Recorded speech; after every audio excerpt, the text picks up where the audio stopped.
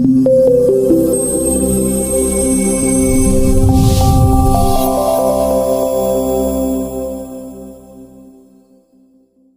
مهرداد عالمی، نوازنده ویولنسل.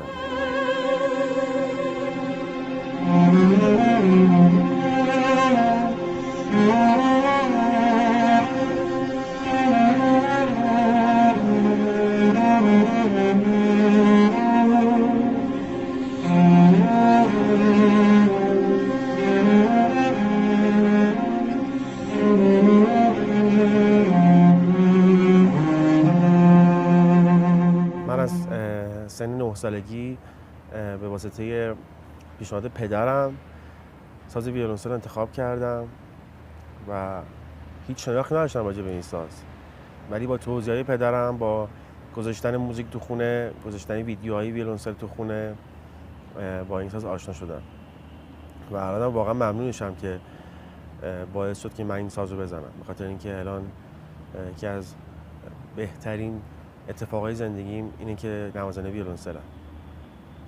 دوستش دارم خیلی. من از سن 9 سالگی وارد هنرستان موسیقی شدم، با آقای کریم قربانی شروع کردم.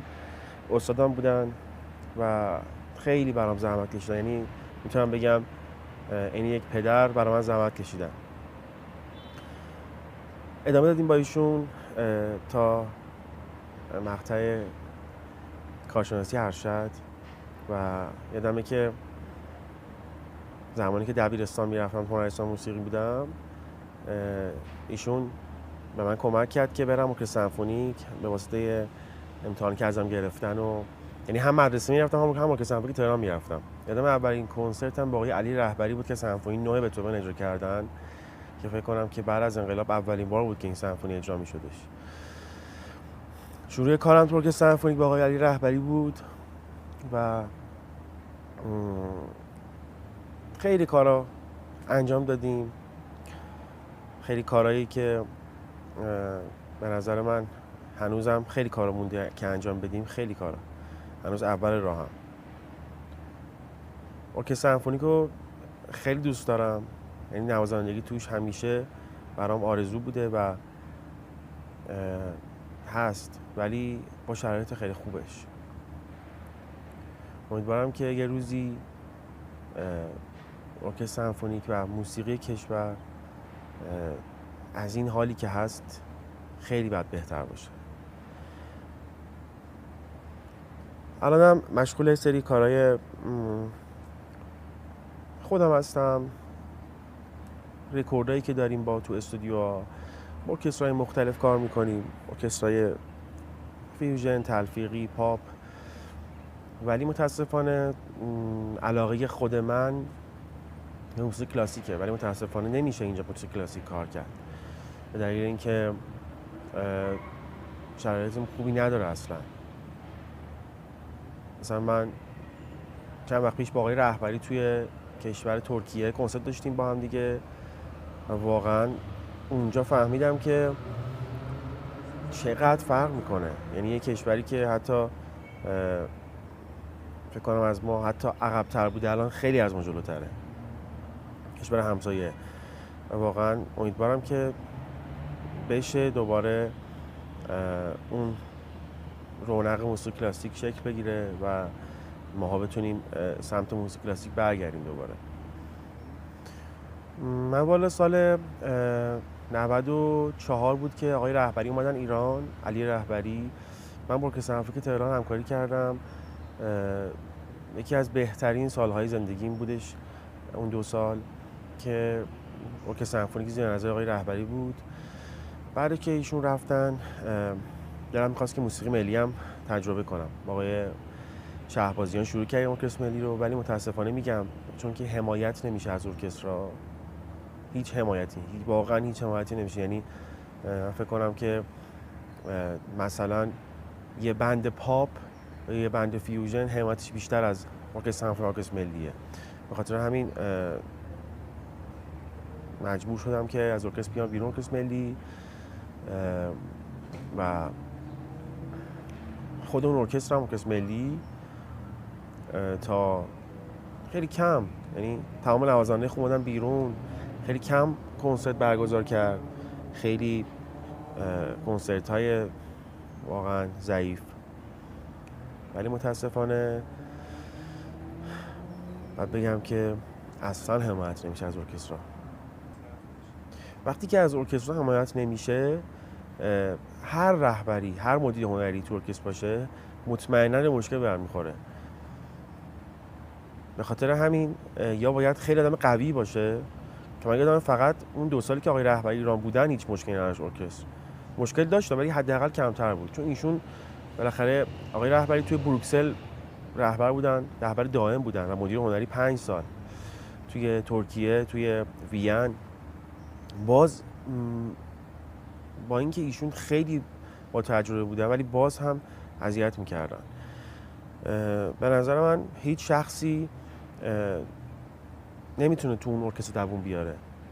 حالا چه شخص قوی مثل آقای علی رهبری، چه شخص خیلی نرمالی مثل آقای شهبازیان توی زمین کار. آقای شهبازیان آهنگساز بی‌نظیری هستن، یعنی من فکر می‌کنم که همه کاراشون رو دوست دارن، ولی متاسفانه یکی باید بیاد که بدونه چی کار کنه. چون رهبر ارکستر بودن، مدیر هنری ارکستر بودن نمیشه به همین راحتی. ما الان هم ارکستر سمفونیکمون هم ارکستر ملیمون که آقای روحانی هستن برای ارکستر سمفونیک، ملی هست برای آقای شهبازیان، جفتشون آهنگسازای بزرگی هستن، ولی به نظر من اصلا نمیتونن ارکستر رو اداره کنن، بخاطر اینکه تجربه این کارو ندارن. من جفتشون هم خیلی دوست دارم، یعنی کار کردم جفتشون باعث افتخار منه.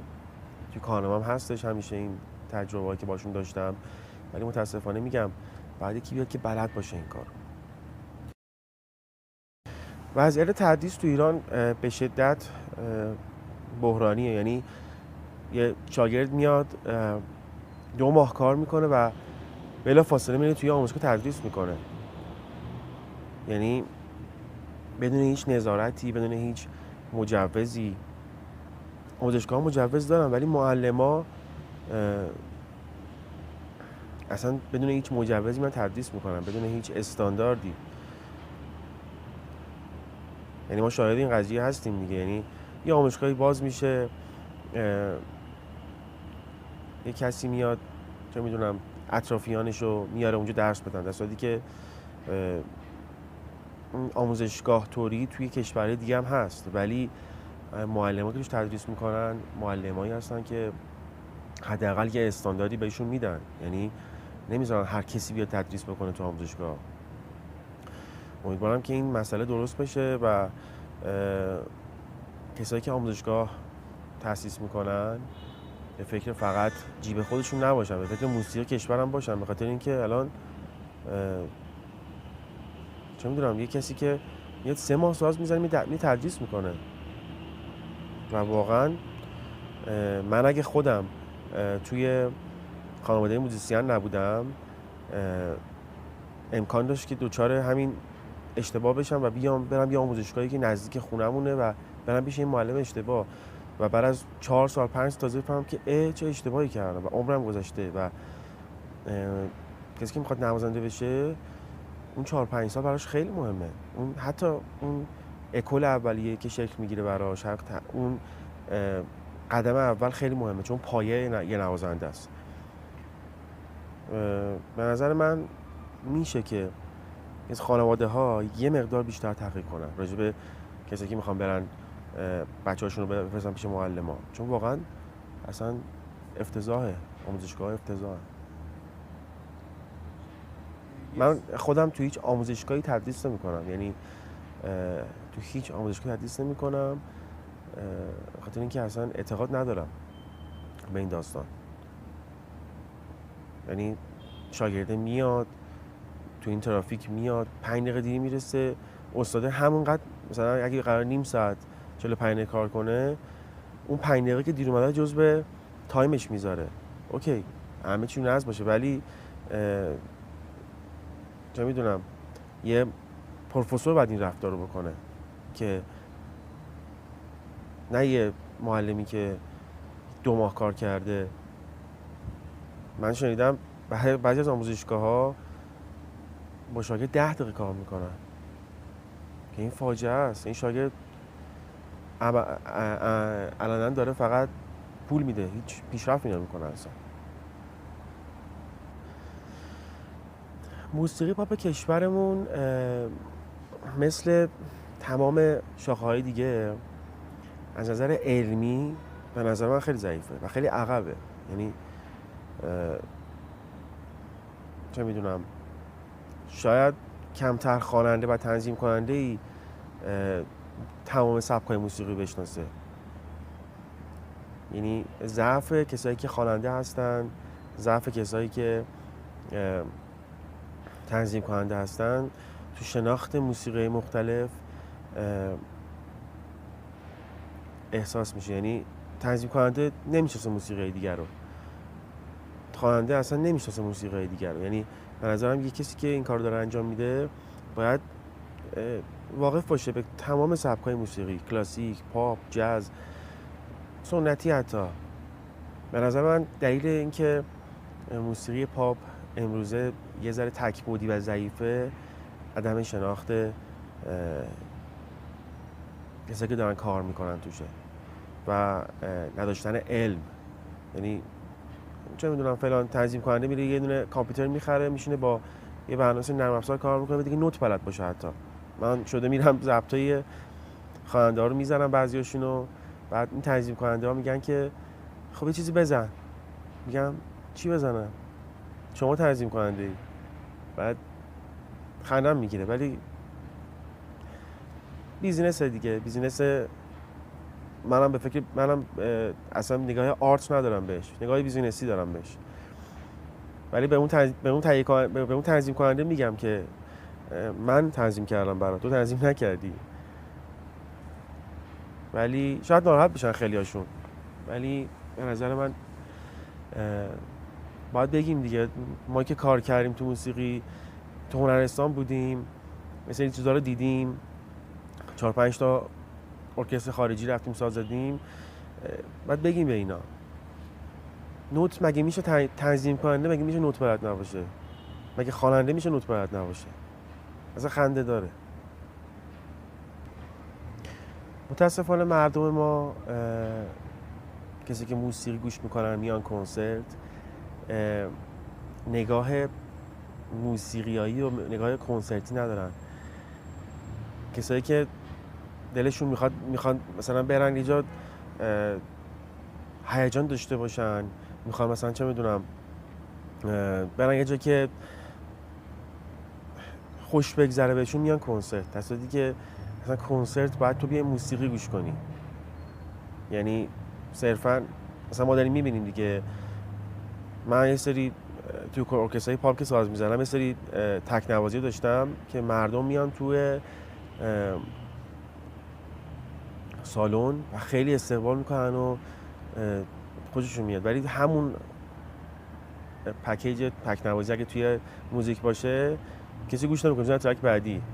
چون که میگم میان کنسرت که فقط هیجان داشته باشن، در صورتی که هیجان تو کشورهای دیگه، تو جاهای دیگه برطرف میشه. چه میدونم میرن یه جایی که هیجانشون اونجا بره بالا، میرن شهر بازی. ولی کسایی که میرفتن شهر بازی الان میان کنسرت، یعنی خیلی به خاطر هیجان میان کنسرت، نمیان موسیقی گوش کنن. چه میدونم خواننده داره میخونه یکی جیغ میزنه، خواننده داره میخونه یکی داد میزنه. نگاه مردم باید یه مقدار کنسرتی باشه، موسیقی باشه، نه هیجان. من به نظرم